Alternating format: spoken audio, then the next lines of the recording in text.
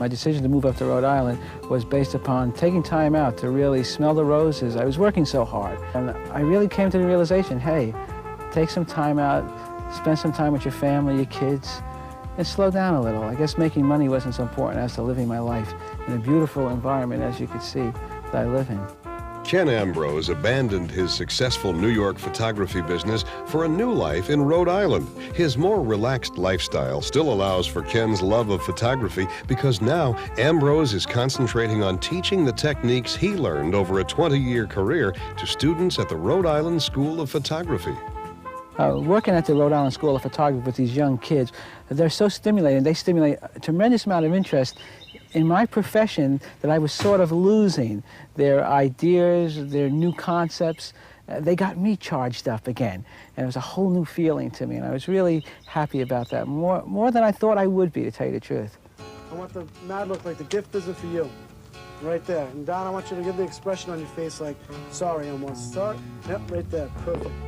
When I left the business of commercial photography from New York City, I had a 6,000 square foot studio.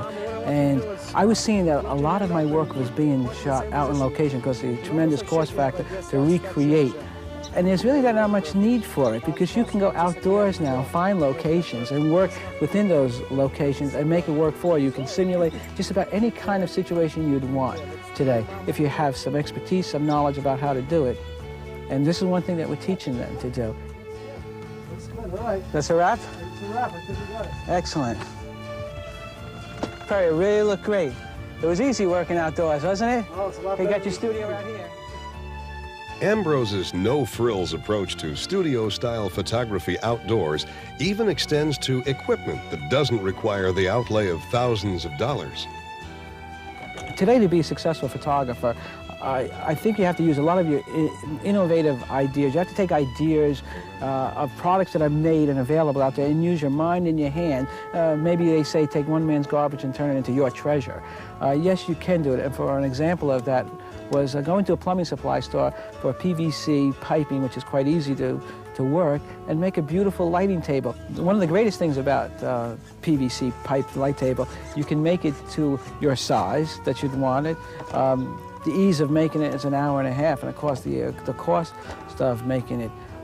It's a simple fact of a hacksaw blade cutting it to any length that you'd want. In this case, I found 36 inches to work the best. And I found the rises to be in the neighborhood of anywhere from 36 to 42 inches high for draping various materials on the backdrop. And the neat thing about it is the elbows that you just drill through them with a 1/4-inch drill and put a 1/4-inch wood dowels in them to support them. It becomes quite rigid as if it was glued together. Breaking it down is minutes, and you can take it just about anywhere you want to in the back seat of your car or the station wagon. Products and things, doing things like that, the PVC is rarely rewarding. Wait till you try it. It's a nice thing to own, a nice thing to have.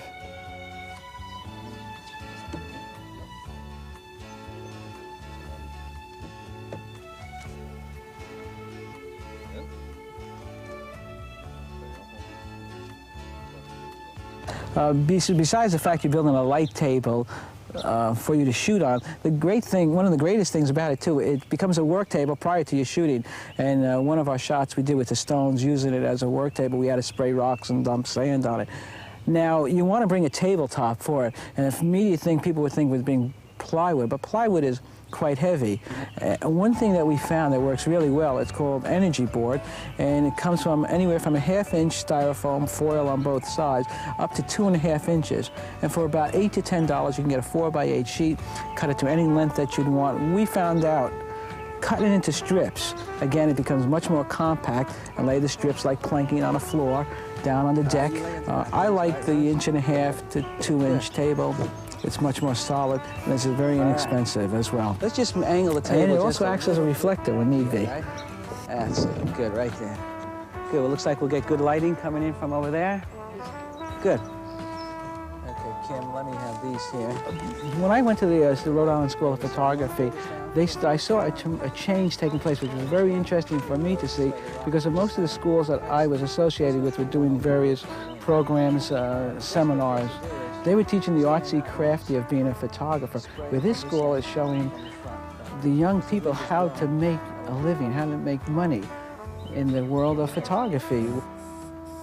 One of the things at the school that I teach the students to be thinkers, number one, where I will throw at them a particular product, and they have to come up with a concept as well. Because I think today's photographer is just not being a photographer, he has to be a thinker, he has to contribute to the end result. And these kids, by giving them a product, giving them an idea to work on, they come up with headlines, which amazes me, they come up with the concept, the visual, they really get into the nuts and bolts. Actually, they're almost doing a movie to an effect. They're writing a complete storyboard. Perfect reflector. How about reaching up as high as you can and clamping up, all right? The PVC table, light table, has these extension tubes in the back, and Rose had utilized them by stretching across the shower curtain as a backlight reflector that the light was hitting it and edge lighting those rocks, giving this beautiful high gloss sheen to the back of them. And then in the front, she walked around and she put another reflector, a kick light, into the watch face itself. And here, no retouching was required on that shot, as you could see.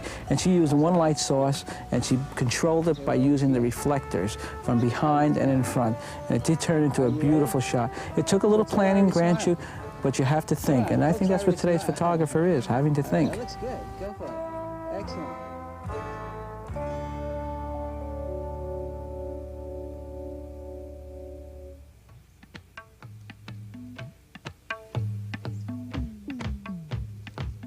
Since the sun is the only light source in many of Ambrose's classroom exercises, he encourages ingenious and inexpensive methods of harnessing and directing sunlight. One of the things about when you're out on location is the obvious fact that you need to use and make a reflector to bounce light into areas that are into deep shadow. We teach the students that they don't have to go out and buy a real expensive reflector. From Christmas wrappings pasted onto cardboard, to spray cans, aluminum spray for silver, gold spray onto a piece of cardboard, works just terrific. And the nicest thing about it is, again, it's inexpensive, you've made it yourself, and you can design it to whatever size that you want for portability factors.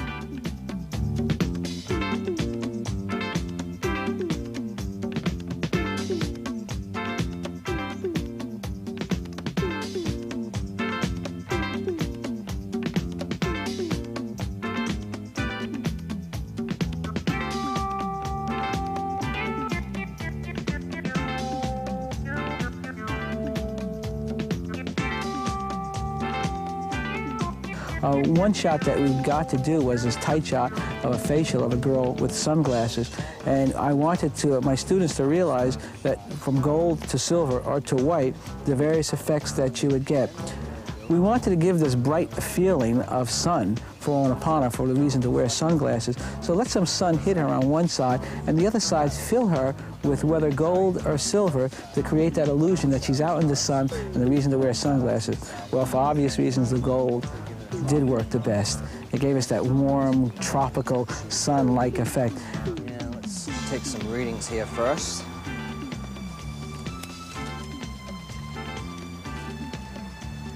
Okay.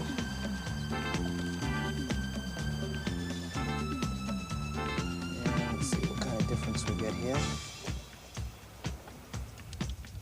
Okay, we got a little bit of difference to deal with. That's where the fill's going to help us out. Okay.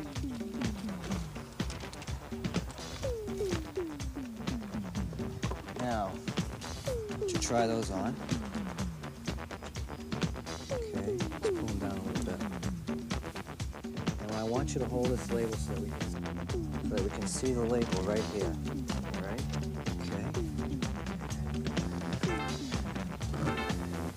Now, let's see how this looks. Okay, this looks good here. Annabelle, I'd like you to bring that reflector back a little bit more. That's good.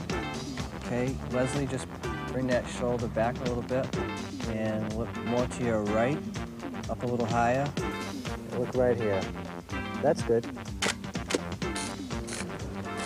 Okay. Let's back off just a tiny bit. Good. And Leslie, head up higher a little bit. Annabelle, a little bit closer to the reflector, please. Good. Right there. That's good. Let's try the gold side. Let's see how that looks. Okay, that's really warming it up nice. Yeah, I like the highlights on the side over here. Pull that tag down just a little bit straighter. If you wanted to, you could have added a little bit of red to it too, to boost up and change the colors. You could add blue to it too, blue wrapping paper. You could add green to it. You could add just about any color you want to your reflector to give the extra little oomph to your shot. And the neat thing again is they don't sell red, blue, green, orange filters, or reflectors rather. One has to make them. Especially Joe here. Although Ambrose's teaching doesn't ignore the advances in technology, materials, and equipment that are available to assist today's photographers, his back-to-basics philosophy permeates all his teaching. This is especially true when he talks to aspiring professionals faced with the prospect of establishing a business. For a while there, we broke away from the traditional lighting, what God has given us, the sunlight, the main one-light source. And we started adding a lot of strobes and a lot of lights and mixing it up. You don't need to do that. I think that if you maintain a simplistic lighting approach to a good visual, I think you'll be able to communicate with your audience beautifully. And you don't need highly technical, expensive lighting equipment to do it. Take advantage of what's here and utilize it.